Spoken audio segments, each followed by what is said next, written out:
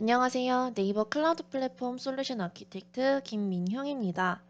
하둡 에코시스템을 활용한 빅데이터 다루기 with 클라우드 하둡 1편을 시작해 보도록 하겠습니다.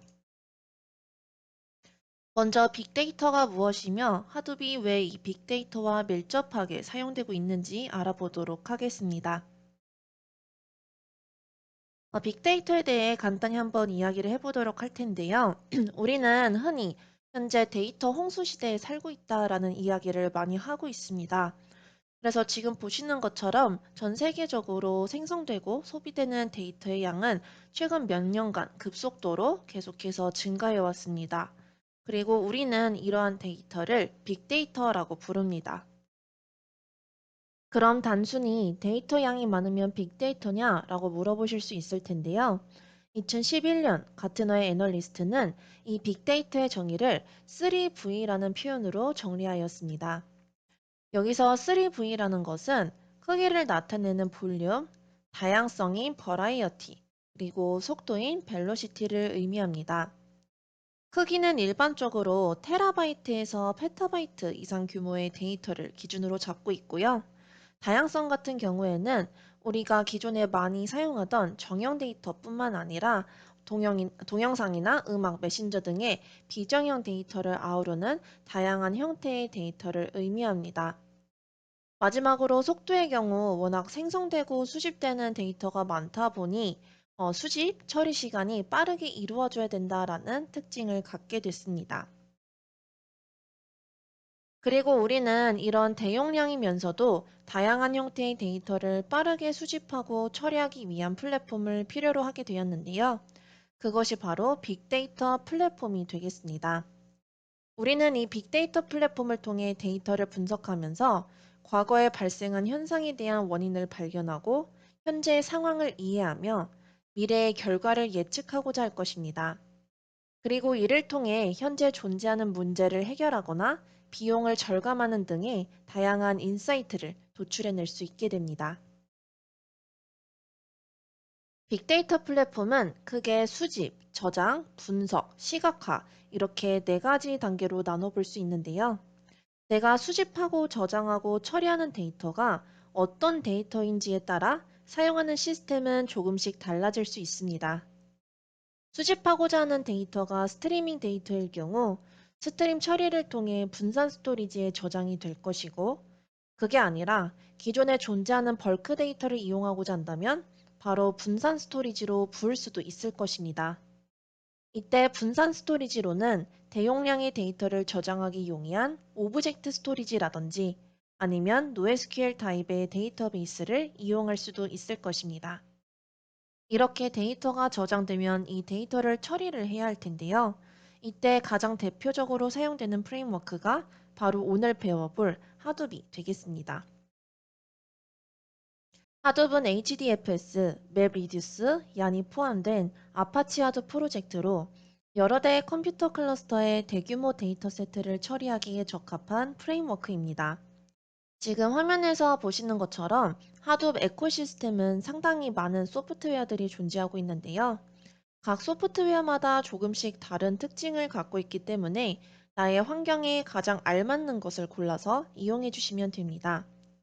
워낙 많은 소프트웨어가 존재하다 보니 오늘 1편에서는 빨간색으로 쳐져 있는 부분을 위주로 한번 살펴보고 나머지는 다음 2편에서 다뤄보도록 하겠습니다. 하둡 에코시스템에 대해 보기 전에 우선 하둡의 특징과 버전에 대해 한번 보도록 하겠습니다. 하둡은 오픈소스입니다. 그래서 라이센스비를 따로 지불하지 않아도 된다는 큰 장점이 있습니다. 그리고 하둡은 분산 저장을 합니다. 대용량의 데이터를 다룰 때는 여러 노드에 분산 저장하여 처리하는 것이 효율적인데요. 여러 서버의 네트워크를 통해 데이터를 분산 저장시킬 수 있습니다. 또한 하둡은 유연한 확장이 가능한데요. 뒤에서 하둡 아키텍처를 보시면 아시겠지만 하둡은 수평하게 노드 확장이 가능합니다. 마지막으로 내결함성인데요. 하드 플랫폼 안에서 데이터는 레플리카를 함께 가지고 있기 때문에 특정 노드에 장애가 발생하더라도 데이터를 쉽게 복구할 수 있습니다. 이 하둡은 현재 버전 1을 거쳐서 버전 3까지 나와 있는데요. 주요 변경 사항을 간단하게 적어 보았습니다. 궁금하신 분들께서는 나중에 여기 기재되어 있는 내용을 한번 봐주시면 좋을 것 같습니다. 그리고 아까 말씀드렸던 빅데이터 플랫폼 4단계를 하둡과 하둡 에코시스템을 이용하면 어떻게 구성할 수 있을까 그림으로 그려보았는데요. 이 중 오늘은 주키퍼, 하둡, H베이스, 하이브를 위주로 보도록 하겠습니다. 하둡 아키텍처를 간단히 보겠습니다. 크게 분산 데이터 저장 역할인 HDFS와 하둡 분산 자원 관리 역할을 하는 얀이 있습니다.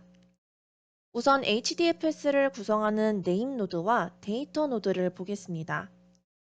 HDFS는 마스터 슬레이브 구조로 구성이 되는데요. 이때 네임 노드가 마스터, 데이터 노드가 슬레이브라고 보시면 됩니다. 네임 노드는 여러 가지 역할을 담당하게 됩니다. 우선 지금 보시는 것처럼 클라이언트의 요청을 접수하는 역할과 파일 시스템을 잘 유지하기 위한 메타데이터 관리, 데이터 노드에 장애가 났을 시 새로운 데이터 노드에 블록을 복제하는 블록 관리, 그리고 데이터 노드를 모니터링하는 역할 등을 맡고 있습니다. 이 네임 노드는 고가용성을 위해 액티브 스탠바이 구성이 가능합니다. 그래서 액티브 네임 노드에 장애가 발생했을 시 스탠바이 네임 노드가 액티브 네임 노드로 동작하게 됩니다. 그리고 데이터 노드는 하둡 클러스터에서 실제 파일 블록이 저장되는 노드라고 보시면 됩니다. 이 데이터 노드는 아까 앞에서 보신 것처럼 수평 확장이 가능한 구조입니다. 그리고 그 중간에 저널 노드라는 것을 보실 수가 있는데요. 네임 노드에 에디트 정보를 저장하고 공유하는 기능을 합니다. 그래서 네임 노드에 장애가 났을 때 스탠바이의 가장 최신 에디트 정보를 제공하여 신뢰성을 만들어주는 역할을 수행하게 됩니다. 그 다음 그 옆으로 가서 보시면 얀 컴포넌트인 리소스 매니저가 있는데요. 얀 클러스터에서 마스터 역할을 하며 작업 스케줄링 역할을 도와줍니다. 노드 매니저는 얀 클러스터의 워커 노드로 하둡 클러스터의 노드를 관리하는 노드별 에이전트로서 리소스 풀을 관리하는 역할을 하게 되는데요. 보시는 것처럼 데이터 노드 위에서 동작하게 됩니다. HDFS에 대해서 조금 더 자세하게 보도록 하겠습니다. HDFS는 범용 하드웨어 위에서 동작하는 하둡의 대표적인 분산 파일 시스템입니다. 높은 데이터 처리량을 제공하도록 최적화되어 있는데요. HDFS 같은 경우 데이터를 128MB의 블록 사이즈로 분할해서 저장을 합니다. 이 128MB라는 수치는 일반적인 케이스에서 가장 효율적인 수치로 알려져 있는데요. 우리가 대용량 데이터를 다룰 때는 아까도 앞에서 봤지만 속도가 참 중요합니다. 보통 데이터를 디스크에서 읽어오는 데 걸리는 시간은 파일의 첫 번째 블록 위치를 찾는 시크 타임, 연속된 데이터 블록을 읽는 데 걸리는 트랜스퍼 타임으로 구성됩니다. 이때 블록 크기가 너무 작으면 디스크 검색 시간이 너무 많이 소요될 수가 있고, 반면 블록 크기가 너무 클 경우 하둡 클러스터에 존재하는 노드들이 적절하게 사용되지 않아서 병렬 처리가 어려워질 수 있습니다. 그래서 그것을 고려한 크기다라고 보시면 되겠습니다. 그리고 HDFS에서 저장되는 파일은 앞에서 배운 것처럼 내결함성을 위해 복제되어 저장되며 이때 복제 개수는 파일 단위로 조정이 가능합니다. 마지막으로 HDFS에 저장된 파일은 수정이 불가능하며 어펜드만 가능합니다. 그 다음 하둡의 데이터 파일 포맷을 보겠습니다. 우리가 어떤 파일을 저장할 때는 그 저장하는 방식을 다양하게 정의할 수 있는데요. 이때 여러분들께서 적절한 파일 형식을 잘 사용해 주시면 읽기 속도나 쓰기 속도 같은 성능적인 이점을 누리실 수 있습니다. 일반적으로 하둡 파일 포맷은 크게 행 기반 그리고 열 기반 포맷으로 나눠볼 수 있는데요. 뒷장에서 이 두 가지에 대해 간단하게 살펴보도록 하겠습니다.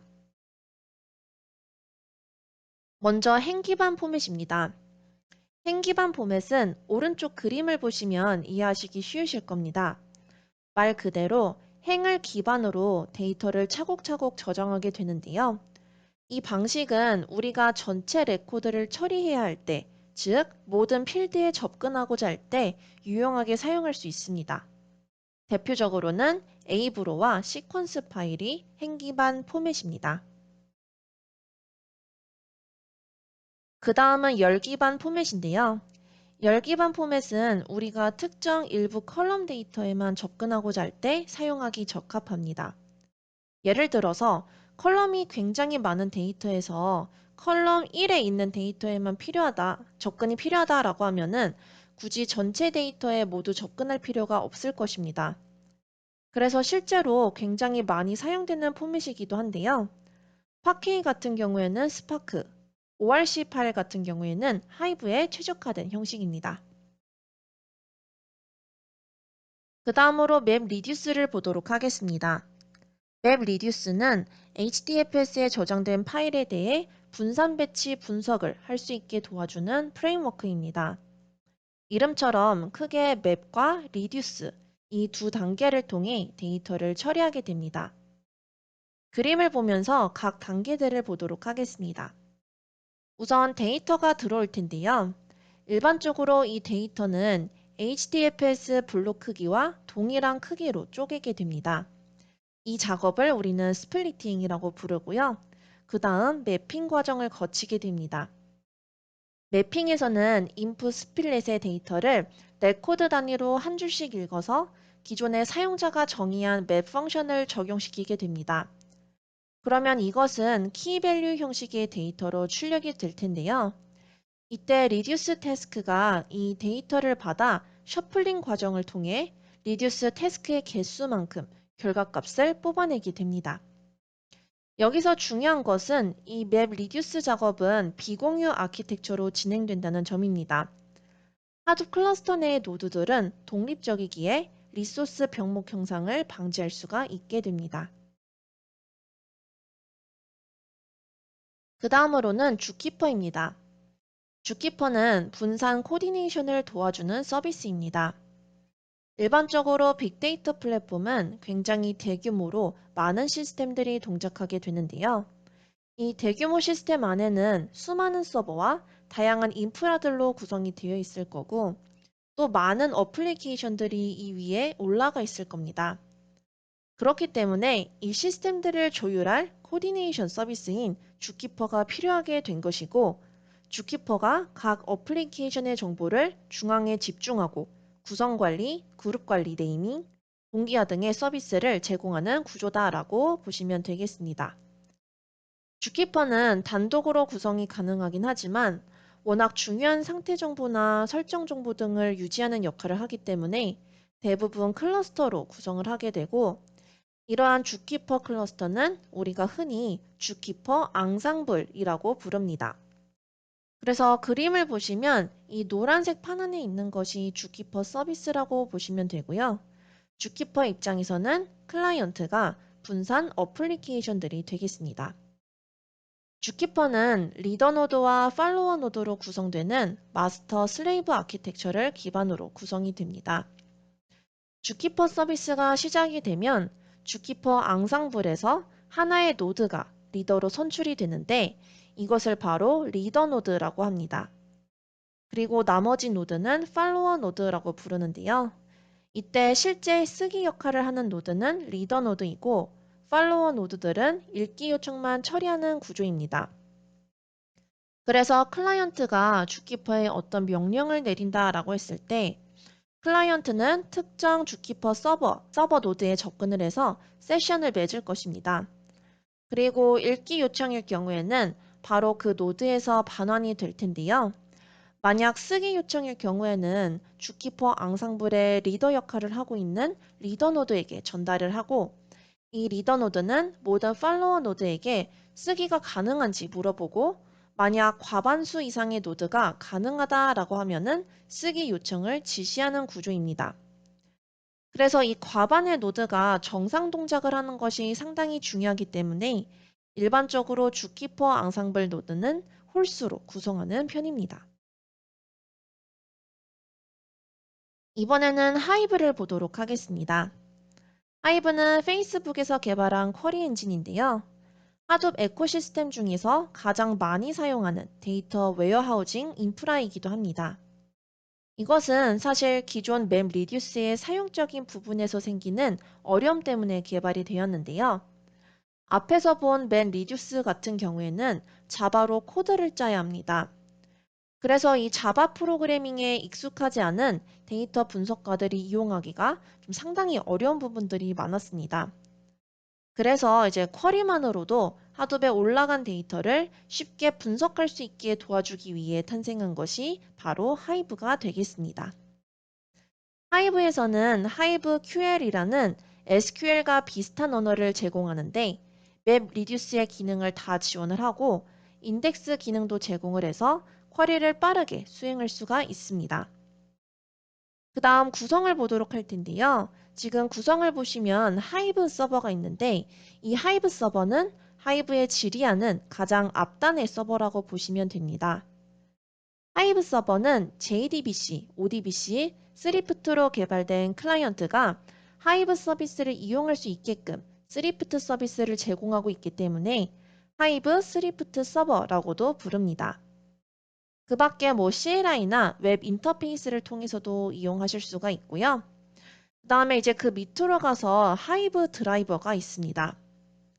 하이브 드라이버는 클라이언트를 통해 들어온 하이브 QL을 파싱을 하고 쿼리 실행을 계획하고 쿼리 작업을 제출하고 쿼리 실행 프로세스를 모니터링하는 역할을 수행하게 됩니다. 그리고 그 옆에 보면 하이브 메타스토어라는 것이 있는데요. 이 메타스토어는 테이블과 파티션과 관련된 메타데이터를 저장하는 메인 저장소입니다. 상당히 중요한 정보들이 저장되기 때문에 안전하게 잘 운영하는 것이 매우 중요한 키포인트다라고 볼 수 있겠습니다. 마지막으로 HBase를 보도록 하겠습니다. 기존 하도배 같은 경우 큰 사이즈의 데이터를 맷 리듀스를 통해 분산 데이터 프로세싱을 했었는데요. 이 경우 순차적으로 만들어진 데이터에만 접근이 가능하고 단순한 작업을 하더라도 전체 데이터셋을 검색해야 하는 문제점이 있었습니다. 그래서 이를 해결하기 위해 등장한 것이 바로 HBase입니다.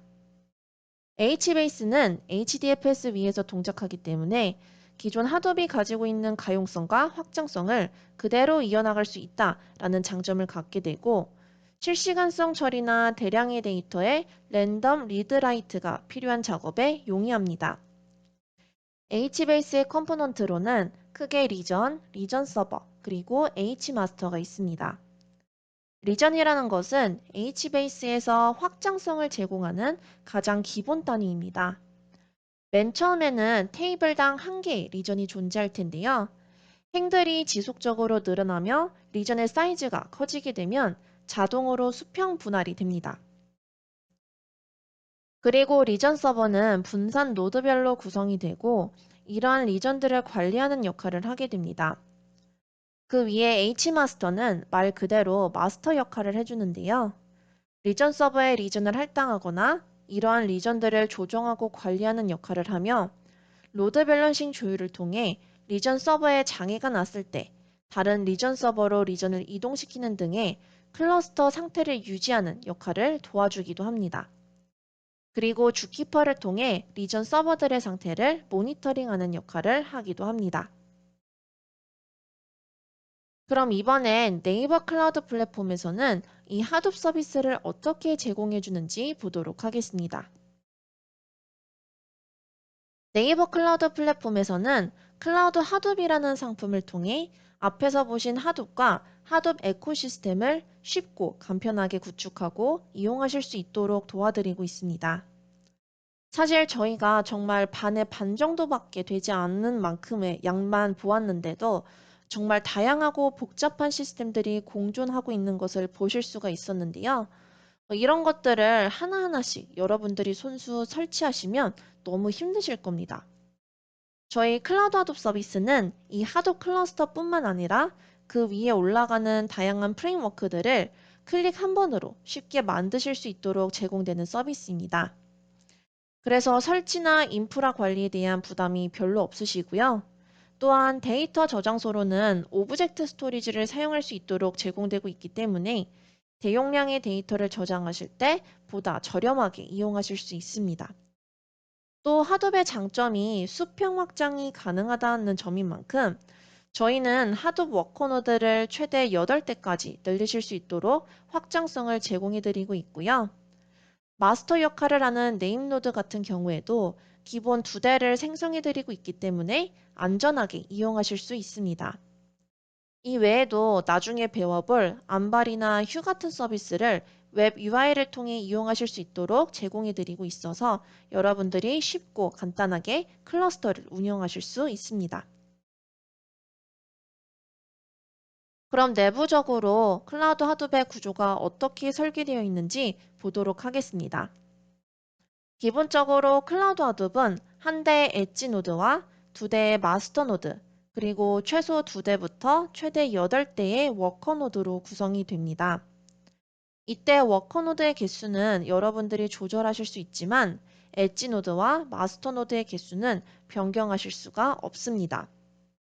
엣지 노드는 클라이언트가 하드 클러스터에 접근하기 위한 게이트웨이 역할을 하는 노드입니다. 그래서 클라이언트는 SSL VPN을 통해 이 엣지 노드에 접근을 하게 되고 엣지 노드 안에서 다른 하드 클러스터 내에 있는 노드에 SSH로 접근하시면 됩니다. 네, 여기까지 클라우드 하둡 1편을 진행해 보았습니다. 다음 2편에서는 오늘 다루지 못한 프레임워크에 대한 내용과 실제 클라우드 하둡 실습을 통해서 어떻게 하둡 클러스터를 구축하고 이용할 수 있는지에 대해서 알아보도록 하겠습니다. 네, 시청해 주셔서 감사합니다.